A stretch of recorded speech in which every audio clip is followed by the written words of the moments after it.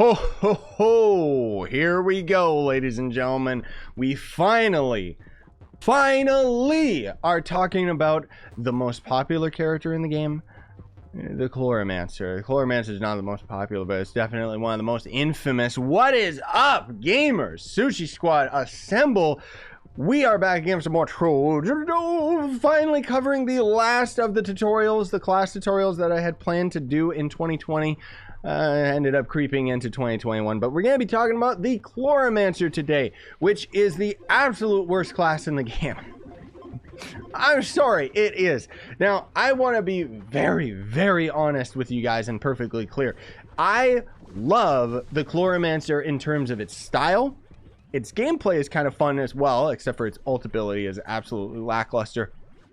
But what I'm talking about when I say the Chloromancer is bad, I'm talking about the stats, the damage, everything about the character just doesn't work in current Trove. If there's any character that's needed a rework more, it's the Chloromancer. I mean, for crying out loud, even the Boom Boom Boomeranger does a better job than the Chloromancer does. Like, when you're doing end game farming, you're going to have to pop a potion. You're not going to be able to one-shot bosses and stuff, so strap yourselves in if you want to absolutely 100% be a Chloromancer main, because you are going to get a lot of slack for it and you're just not going to do anything as efficiently as other characters. Okay, so with that little disclaimer out of the way, I gotta let you guys know, I gotta advertise this one more time before we get into the tutorial. But if you're new to Trove, I would appreciate if you use that sign up link that's down in the description. What that's going to do is make it so that if you decide to buy anything in the future at any point, I will end up making a percentage of that sale. It's an awesome way you can support me by literally just playing the game and buying things that you would otherwise buy anyways, right? Doesn't increase the price of anything. It's just awesome. So thanks GameAgo for the opportunity, and thanks you fine beautiful people for actually doing that, because I know quite a few of you have been doing that, and that's really, really awesome. Sincerely, it helps me to pay the bills, so thank you. So for the Chloromancer, I do not have ideal stats on this character. I'm actually going to swap over to my Tomb Raiser a little bit later to show you the ideal stats, because I have all of my magic gems on my Tomb Raiser. I will have videos that will eventually end up highlighting all of the characters and how they actually play in U10 and Delves and stuff like that. But as for right now, this is just a bare bones video talking about how you're going to build the character. Also, I have my character looking like an absolute idiot just because, I mean, it's the Chloromancer. I mean, this perfectly summarizes this character, dude. Even though the Chloromancer actually has some real dope costumes. I mean, look at this. That's the thing. I love the Chloromancer style so much, dude. I really wish that the Chloromancer could shine again as being like a super ballin' character, because I remember when Chloromancer came out, I played it for so long, like I mained it because it was just such a cool looking character, even though the abilities aren't that great. Because here's the thing, I gotta give you a little bit of an explanation. So when you throw down your spinning top plant, okay, that does decent enough damage, right? But you throw another one down and the damage isn't stacking. So enemies are only taking damage from one of these, thus making it absolutely useless to throw more than one of these down at any given time. That's one of the big reasons why the damage just absolutely falls flat for the Chloromancer. Your number one ability, this is going to end up being a plant you gotta shoot until it explodes, which back in the day would end up healing players a pretty decent amount. I mean, you can see it's really glitchy and janky. It would end up doing some decent damage to mobs, but the whole point is that it has such a long startup time that any other character would already have killed the creature before you end up having your plant go off.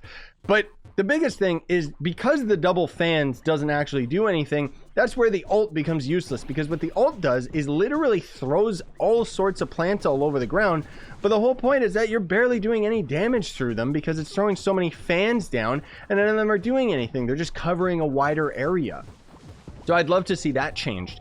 The class gem ability itself is going to be, while you're throwing down plants, you will have a random chance of this guy going out, which is a little cactus, and he's going to end up being like a machine gun. This thing actually does a lot of damage. So a very, very simple rework that they could do with this character is make it so that two fans would end up doing double the damage. It would be stacking damage, and make it so that, similar to the Draco, maybe make it so that guaranteed every single time you end up throwing down a plant, it would throw down your cactus from your class gem ability. That would be the simplest fix, and it would single-handedly make the Chloromancer a viable character for the game. I would love that. I sincerely would. So anyways, let's talk about the stats that you're going to be going for this guy. So ideal stats is of course going to end up being for your crystal gear. I don't have ideal stats on this gear, but you're going to be going for crit damage and attack speed because the character is affected by attack speed. If you are doing enough damage, which you won't be, you could sacrifice the crit damage for movement speed if you want. It's up to you, but generally you're gonna need every little thing that you can get with this character, so you're probably gonna be stuck with very bad movement speed because you need that extra crit damage on your weapons, which so for the allies, you're gonna be using the new Delve allies, which is going to end up being either Aviar, which makes it so that you end up getting a movement speed boost while you're while you're out in the world and fighting enemies. You could use Puck, but there's honestly not much point because all Puck's gonna do is reduce your cooldown, which means that you could end up using your ult more, which, as we already showed, is absolutely useless. So I'd recommend Aviar just because the extra movement speed is always going to end up being very welcome, especially on this character where you're not going to have that much movement speed. For your ring, I mean, a magic damage ring is standard, of course. You can go for crit hit, magic find, energy regen if you want, but honestly that's not gonna be that big of a deal just because you're again, the damage just falls off so flat that it really doesn't matter that much how you end up building the character. You're just not going to end up doing that good. It's really disheartening. And then for the banner, that is just going to be a standard light banner. I always use the ones from the Delves just because I'm too lazy to go and grind Leviathans. But Leviathan banners or torches are going to end up being a lot better. And if you're lucky enough, you can end up getting the permanent torch, which is the highest light value for a banner in the entire game, which is beautiful. For your flask, I always recommend just using Death Defying. Again, as the Chloromancer, you are not going to have any damage or anything like that, and you're probably going to end up taking a lot of damage from enemies just because rule of thumb with Trove is if you can kill the enemy fast enough, that means you don't need to heal. Chloromancer doesn't kill enemies fast enough, so you're gonna need to heal a little bit more often than not. So Death Defying is a must, I would say, for this character. Death Defying is just kind of my standard go-to for every character at the end game because you're going to get one shot by every single enemy if you've built your character towards full damage. But Death Defying on Chloromancer just because you're not killing things fast enough. I mean, you could mix it up and use some other things if you really want to try it out. Be my guest. You're going to need to use Arcane at all times. You can't swap that out. It's disgusting. Sure Strike until you're going to use Sure Strike until you have enough crit hit that you can swap off of it. You can use Unyielding if you need some more survivability. Trailblazing if you want to be able to be a little bit faster in your dungeon farming and stuff. But maybe you would end up using one of these bad boys right here, the little magic damage allies, just because these things actually do a significant amount of damage. You wouldn't think so, but the point is that, again, this will optimize your damage. You're going to end up doing a little bit more damage because Chronomatic, again, is kind of useless, and it just it's really disappointing that I can't just give you guys a here's how you build it straight up and you're gonna be strong kind of thing. For food, you're just going to be using Delve food. It doesn't really matter too much. And then for your subclass ability, I always just use the Knight subclass ability, but your Chloromancer, again, so you probably want to use Sorta Crazy just because it's extra damage and you need all the damage that you can get, right? Anyways, let's swap over to my Tomb Raiser so I can show you guys the ideal gem stats. It's just going to kind of be the standard 6:3 ratio. Take the stats that I end up giving you guys with these gems, kind of, I won't say take it with a grain of salt because obviously these stats are ideal, but the whole point is that it doesn't matter if you don't have the exact boosts and pearls into the stats as I'm about to suggest to you. So for cosmic gems, though, those are all pearls into light. And then the other stats are going to end up being magic damage and crit damage. It's going to be really difficult to get all of the pearls into the light stat value on your cosmic gem. For your lesser gems, you basically just farm lesser gems, level them up. If you don't see all 3 pearls go into light by level 15 of the gem, then just swap off of it and get another one until it ends up rolling ideal. And then, of course, you got probably randomize the other stats on them, but you're going for arcane gems. Anyways, Berserk Battler is probably going to be your best bet just because it's going to give you more light as you kill enemies, and that of course means more damage, and you're Chloromancer, so you need as much as you can get. For the empowered gems, Cubic Curtain can give you survivability. It being a ranged character, you can use Explosive Epilogue for extra damage. Pyrodisc can end up being really good if you want that extra movement speed as well, so I'd recommend maybe Pyrodisc Explosive Epilogue if you can. I don't know. And if you're dying a lot, Cubic Curtain, but it's not like you really get to pick your empowered gems. You kind of just get them randomly, so it's like whatever.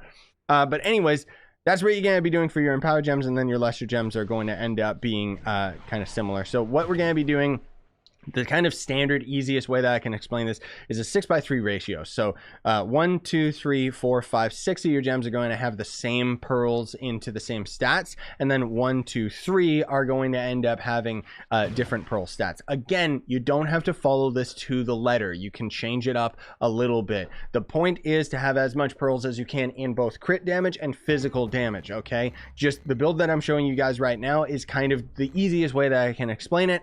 And honestly, if you end up swapping your pearls here and there, you might get like 1 to possibly 5k difference in damage. It really doesn't matter that much. But anyways, for the empowered gems, you're going to be going 2 pearls magic damage, 1 pearl crit damage, and no pearls crit hit. That's going to be all your empowered gems and 3 of your lesser gems. And then the other 3 lesser gems are going to end up being, ideally, you're going for 2 pearls crit damage, 1 pearl magic damage, and no pearls into crit hit. But I mean, again, it doesn't matter if you end up getting 3 pearls into crit damage or changing it here and there. It's not as big of a deal as you would think if some of those pearls are swapped over for your lesser gems.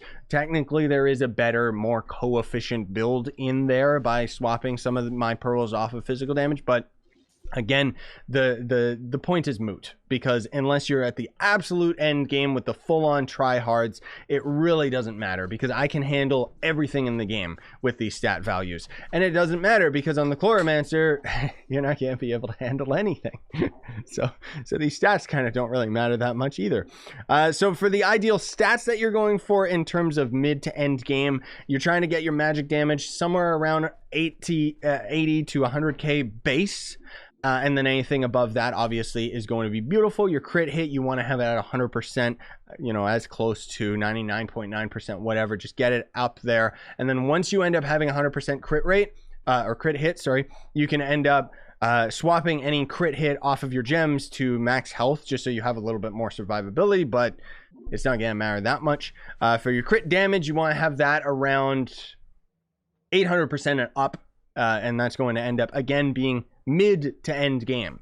Ideal stats are, as you see, 150k, somewhere around there, 1.8k crit damage, if not full 2000, as you can see. And then you should be okay. Like, it's not like the Chloromancer is just not going to work. It's just every other character is going to do better. That's the disappointing thing. Like, you could literally have all of these stats in your Chloromancer, take all of your gems, swap it over to another magic staff character, and you're just going to be better. That's the disappointing thing. Chloromancer really, really falls off compared to all the other characters in the game. But anyways, that's going to do it. So thanks for watching, gamers, and thank you for the support that we've had over the updated tutorial videos.